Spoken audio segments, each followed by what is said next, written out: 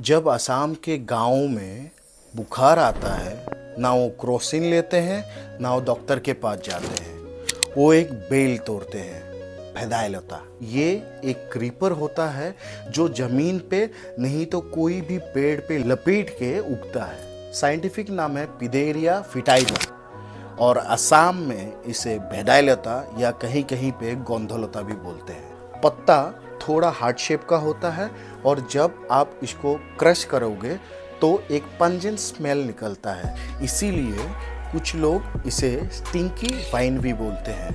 गाँव में इसे लोग बॉईल करके नहीं तो क्रश करके इसका पानी फीवर, बॉडी पेन या तो स्टमक एक में पीते हैं। और खाने में फिश के साथ, नहीं तो चिकन के साथ, नहीं तो पोर्क के साथ हम लोग खाते हैं। कभी कभी इसका पिटिका भी बनता है।